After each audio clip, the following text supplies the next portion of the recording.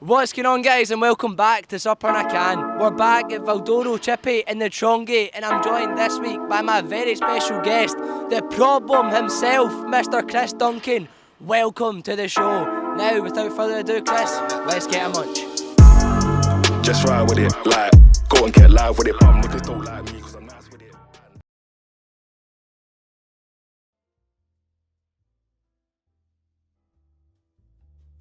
A little bit of protein, a little bit of carbs, a little bit of fat, probably super high in calories, but still love it. Yeah. It's a wee treat. So how many calories do you give yourself then? How many do you get out each day?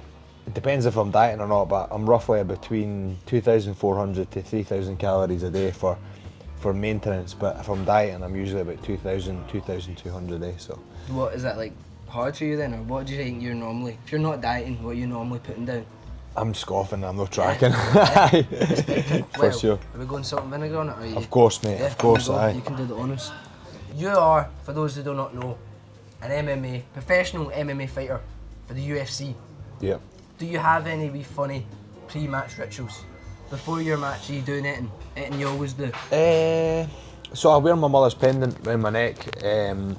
So my mother died when I was in 2014, so I carry that pendant with me all the time. That's pretty much the only ritual that I do use and have. I say a ritual, like if I'd never had it, you know, it wouldn't change the course of the fight. I've learned to kind of deal with that sort of stuff. But I used to wear like my lucky boxers and do the same shit every day, but it's not, I don't need to worry about that anymore, you know, the work's done prior. I used to feel funny about that, like kind of hocus pocus stuff, but that's pretty much the only thing I have. My mother's pendant ring. It's got my daughter's fingerprint on it as well now, and I want to get my son's very soon as well. He's only 4 months old, so we'll wait a wee bit longer for that. Do you feel like with fighting that you have to be just as mentally prepared as you do physically? Or what would you say is more important for you? Mentally, because you know a lot of people can turn up to fight. You know, for instance, if there's a fight and a night out, they can just turn up and fight there and then because they don't have to think about it. Whereas like the 8 weeks prior to the fight, you know, you're worried about the guy, you're scared of the guy, you're dreaming about the guy. You know, it's like it's quite a difficult thing to do to prepare for it, and there's always this kind of mental block because you turn up and do this thing every single day and fight and train, and you only get to do it every couple of months. It's not like football. You don't get to show up on a Saturday, every Saturday for a season. You don't get to practice that. Whereas fighting is like every 2, 3, 4 months down the line. So the mental game, like obviously visualization and stuff like that's a big key to my success. You know, visualization's a massive thing. So yeah, I think the mental part of it is probably more important than the physical. So when you're saying you think about your opponent, when you go into these fights, are you looking at it then personally? So the week's coming, do you research your thing? Are you looking into them? Are you thinking about them? Yeah, so obviously I'm thinking about all the good things that you can do and potentially all the bad things that I can do.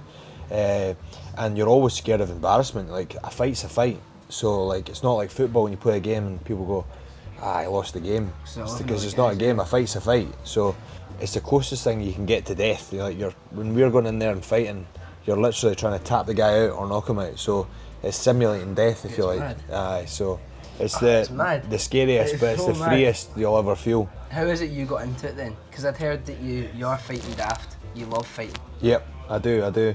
So were you fighting in school then? Aye, a lot. So that was kind of the main gist of it. But like I said to you before, I carry my mother's pendant. So my mother died in 2014 as well. So after that and after she died, I realised that life is super short. So I decided I was a shepherd, believe it or not. I was a farmer. I was before going to say, that. I didn't want to say that because I didn't know if it's true or not. No, I was a shepherd. So I left that job because I felt like I was like at the peak of it. I was at the top of where I could be, and I thought I'm just going to dedicate my life to something that I enjoy, and that would be fitness. So when I devilled into the fitness, I moved into MMA and was getting good at it, and I just, because of the death of my mother was quite traumatic, I just buried my head in the sand and focused on fighting and couldn't think about anything else, because when someone's on top of you trying to choke you out, you're not thinking about what's going on in your life at the moment. So that's what I really focused on, and out of something really bad with my mum came something really good. So I'm very thankful for that. Sounds a bit... So would you say that fighting was like your way of grief then? Of That's course, how you I. used it? I think a lot of people would suffer mentally from that, and I just don't feel I would do that. You know, I feel myself, even just at home with kids and stuff like that, if I get stressed, if I go to the gym and burn off energy, you know, it's more positive than anything else, you know, because you can fucking sit in your own head and think about everything that's going on in your life, and it can just bring you down and break you down. So that's why I throw myself into fitness so much. I would be lost without it, eh?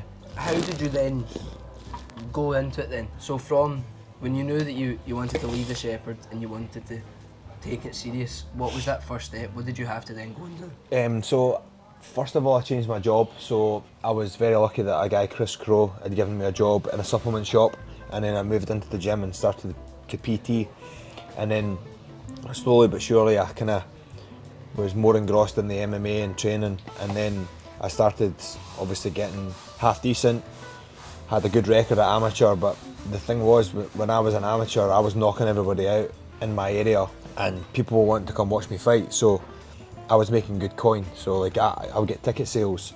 So Would you personally get the money from that then? so not all the ticket sales. So say for instance I sold a ticket at 40 quid, I would get 10 quid of that, and I would always say to the promoter, I want 10 quid, not 5 quid.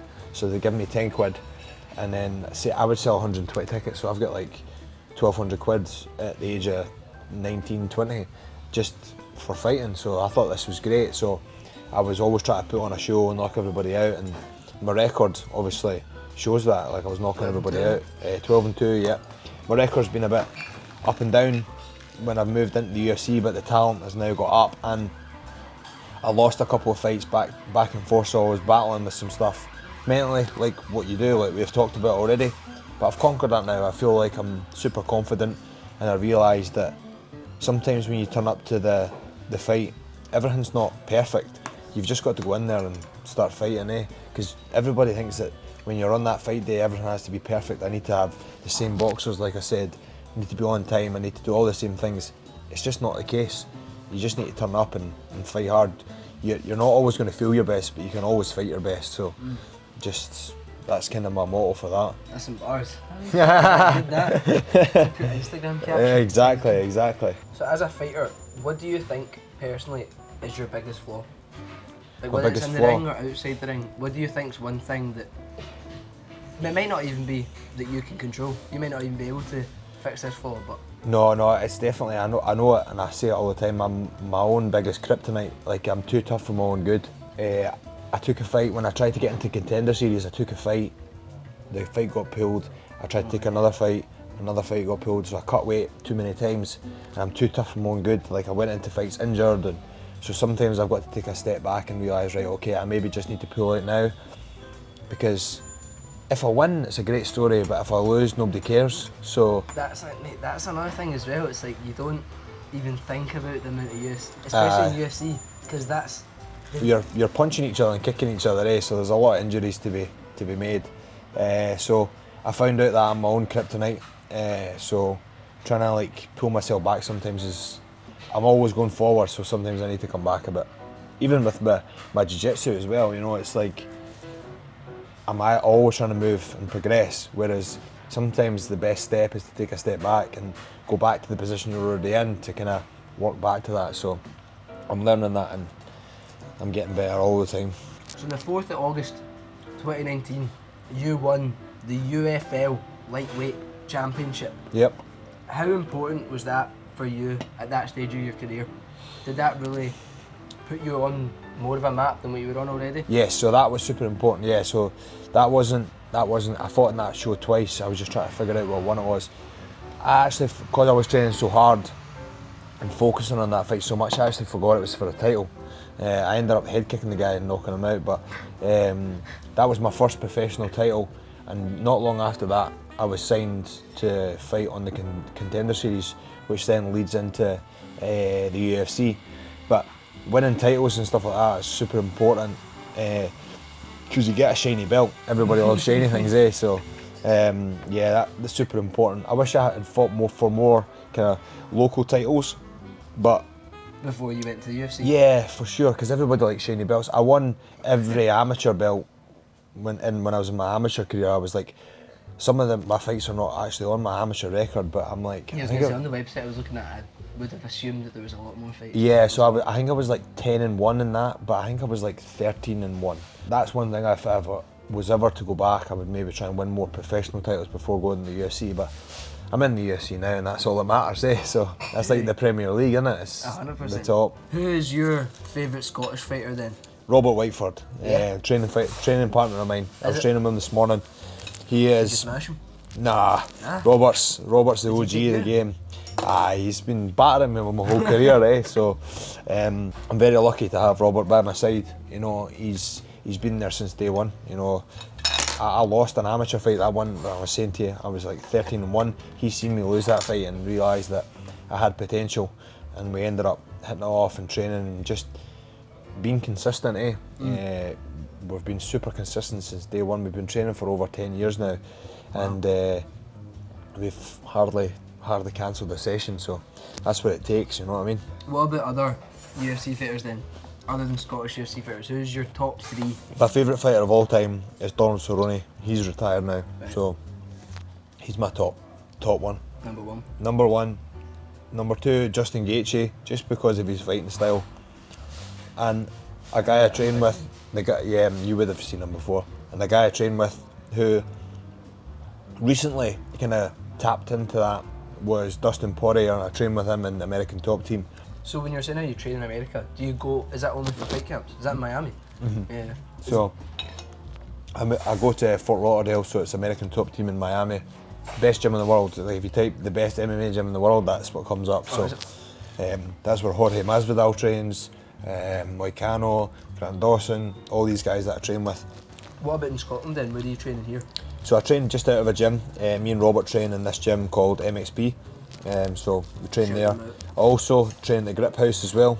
It's just down the road. I've heard of that, yeah. Yeah, so Is that the one that, like not most people, but that's where you'd go if you were trying to start it out? if you were in Glasgow, for Yeah. sure, that would be the place. Dean Wiley, good friend of mine as well. He trains in there. Great gym, great atmosphere. And it's been there for years, eh? That night in Paris, that must have been such a thrill. I mean, talk to us about that experience. How was that for you to win in such an iconic city? You know, where the And do it in guillotine. style as well, do you know what I mean? That's where the guillotine was invented. So I won by submission via guillotine, and obviously put the guy out unconscious. So when I was in the guillotine, I was like, "You're done. I've got you." And But you were saying that to him? And I was like, no, I didn't say that to him, no, but in my head I was like, you're done, because I get, it's one of my best submissions. I get it a lot of the time in the gym. And I thought to myself, I've got this. And then he wouldn't tap, and I was like, maybe I don't have it. So I was like, in my head I was like contemplating whether I had it or not, and then I let go and he was out, so I was like, thank fuck for that. Oh, so they don't tap. They go out Oh, cold, right, aye, right, that's them, they're right, dead, right. right? That's theoretically, that's you killed them. So it's like, if they don't tap, they go out unconscious. Oh, So that's why the referee's there. Yeah. I didn't realise that. Yeah, I was literally going to say, how come people don't just try and fight it off, but as you're fighting it off, you are going to be... You're going to get go more and unconscious. more Either drunk. break your arm, break your limb, break your joints, break your ligaments Have and you tendons. broken in I'm the not- ring? I've nearly broke my own arm in a fight, just not tapping. I've broken fingers and hands and toes. My nose, obviously, you can see a nick of it in my ears. Don't know if you can see my That's what I ears. wanted to talk about. How do you get them? Yeah, I don't know why I expected it to be pure like, Soft. yeah. What is that? It's from like. So it's got rubbing it and all that? it's a hematoma. So what? Imagine it's got callus in your hands after going to the gym. It just gets hard over time. So the blood goes between the skin and the cartilage in your ear, and then it just becomes hard. When did that happen to you? Years ago, it's happened when I first started. Does it go away? Or is that you? And that's me for life, mate. So I know that for you, fighting isn't about winning or losing. It's about giving your all and putting everything into that fight. Where did you gain that mentality from? Was it someone maybe that said those words to you, or has that always just been drilled into your head? No, I think it just, anything that I've got given in life or earned has been through hard work, and if you put your all into it, you know, you're bound to win. So my mentality is like, put 100% effort in, do as much as you can, and then when you're walking out to the cage, you don't say to yourself, could I have done more? And that means you've got the confidence to go out there and put on the performances and have the trust and the belief in yourself. So I've always been brought up with that mentality. Like I've been a worker since day one. I'm never shy of it, and I'm always doing stuff to build my profile, build my name, doing things like this. You know, this is super important. You know, like people knowing me. Hopefully, people see this and 100%. and kind of follow me. They like the way I talk, or maybe they're a fan. You know, so I always try and give back. And Do you think that side of it is just, not obviously, it's not just as important as the fighting, but Yeah. outside of the ring, you do need to kind of, you're a personality, do you know what I mean? You Of need course, to keep of up, course. because your name is so important. You're wanting to get yourself up everywhere. we've not got a team, so Right. like we don't wear a Scotland strip. We're representing ourselves from Scotland, so we really need to boost our profile. And Why you know, is it that you don't? Well, we do have a the Scotland badge. You know, we support our country, and obviously I walk out with my flag. But What we song ju- do you walk out to? mainly bagpipes. So I walked is it? out to, what did I walk out to last? Drums and pipes, I think it was called. But I've walked out to loads, and I'm saving the flower of Scotland for when I fight in Scotland. So Yeah. that'll be mint. Would you ever want to walk out with a live bagpipes? Yeah, for sure. But the UFC are quite strict to that. They don't allow they don't want to be like boxing. They don't want I to. think it's class in boxers do it though. Ah, like, I know. with rappers and all that. I think it's pretty cool. Some folk have allowed it, like obviously McGregor, he walked out to some woman playing up and up on the stage and stuff like that too when he walked out to Dublin. But yeah, they don't want it amplified, they don't want it to be like the WWE, they want it to be like the fighting, you know, so. While you've been involved with UFC, have you seen it grow? Because I mean, it's still growing and it's always kind of been big. But do you think even in your small time that you've been there, it is become an even bigger franchise? When I first signed, the PI was kind of like a new thing, so that's the Performance Institute. So the UFC, it's not like boxing, so when boxing happens, a fight night, say for instance Canelo Alvarez is fighting whoever he's fighting, the organisers organise it, they own the belt, and then all the money at the very end of the fight of the card gets separated to all the fighters, all the promoters, and there's no money left in the pot at the end. Whereas the UFC, they keep some of the money, they pay the fighters, they take on some revenue and then put it back into the business. So they've got things like the PI, so that's the Performance Institute, where I can go over, get some testing done, there's gyms, there's... For free? For free. And also when I'm in America, they give me free meals and free supplements. So... To put you up? the gym puts me up, so I'm very lucky with that. So That's really good. that's another reason why I go, because I've got a family. I go over there and don't think about anything else. Super You selfish. don't go over with them, you go... No, I go myself, so Yeah. it's super selfish, but they all know and they're very supportive of me. Just get my blinkers on and focus on fighting, because it's difficult to be a dad and also be a fighter at the same time. You know, you're trying to be this soft guy, and then you got to go punch fuck at somebody the next day, so it's quite difficult. Has fatherhood changed you as a fighter, do you think? Has it made you more conscious in the ring, or you got other things in the back of your head, or do you still just... The only thing I think it's changed is my kind of motive to, you know, obviously, like, make money for them. And like, I took my daughter to Disneyland after my last fight, and it was just insane. It was insane, mate. It was the best holiday I've ever been on, and I've been all over the world. You know, obviously, for me, it's more my daughter's reactions. I've seen her run into the princesses and stuff like that. It's insane. Yes guys, so welcome back to Gio's Onion Challenge. Now, this week's contender is backing himself to do the most we've ever seen in the show. Chris, how are you feeling? What wise words have you got to the people before you destroy Gio's Onion Challenge? If in doubt, flat out. We'll have to hear it. So the rules are, you're only allowed to have one onion in your mouth at one time, and it has to be swallowed before it enters another one, which is literally the same thing twice. So your 60 seconds begins in 3, 2, 1, and we're off. Straight down. So you've got one down. Mate, this is some serious... Oh my god! Chris is fucking it up. There's 50 seconds on the clock, and he's already got 2 down. Number 3 going... Oh, wait, that was number 4. Number 4 is already down in 41 seconds. Number 5... 38 seconds on the clock, and we've got 5 down. Bear in mind they had 7. 6 down. There's 30 seconds left on the clock, and Chris is about to take this challenge and make it his bitch. 24 seconds to go. The plate is cleared, but the mouth is not. Is the mouth empty? With 19 seconds, Mate, we could have done more than seconds that. to go. We should have had 14 there. You back 100% yourself we should for have. more? Mate, I could have done more.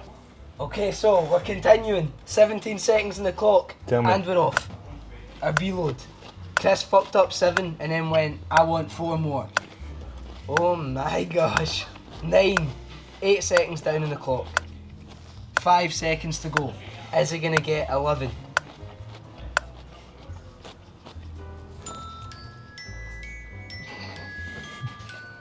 We'll I go mean, hey. one shot. It was 10.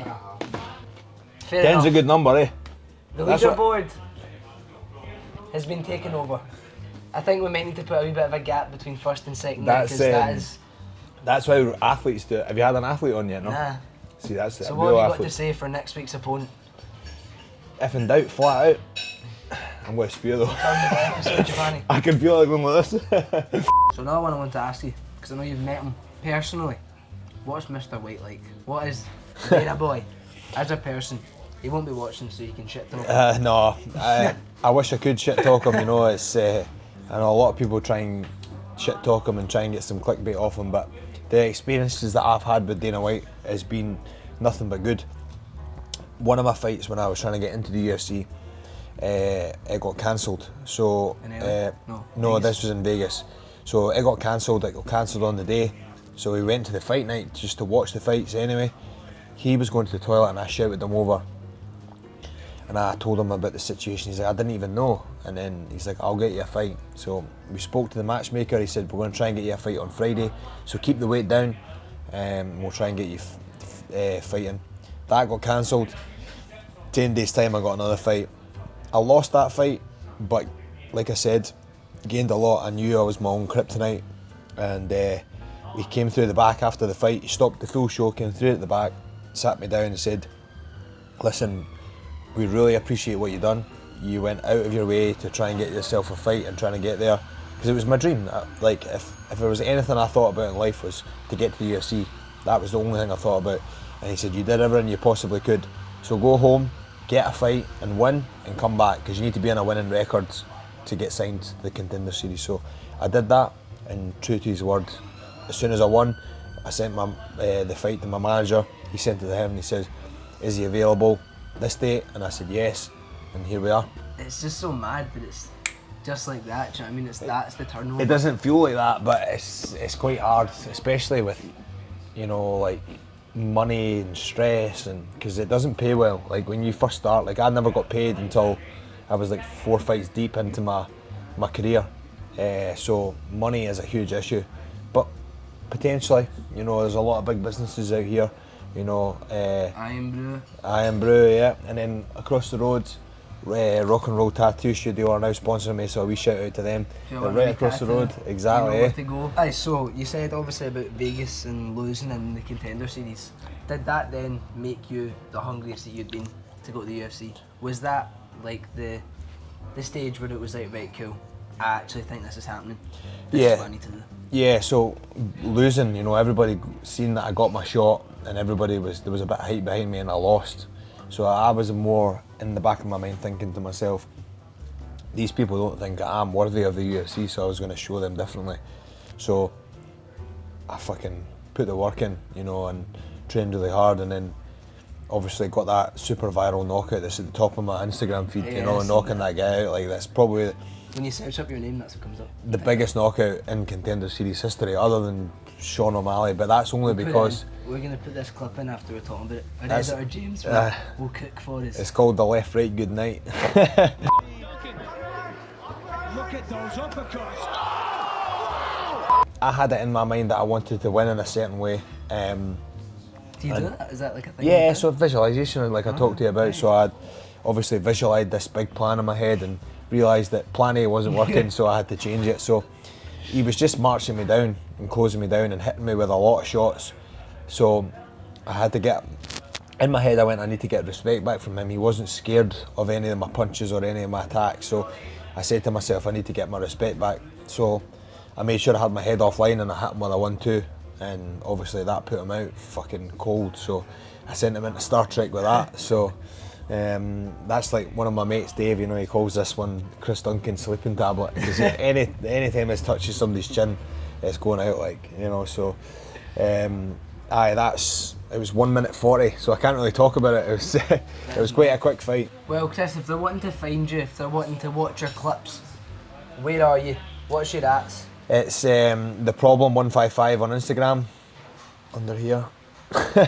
And then on Twitter, I think it's just the same, the Problem 155.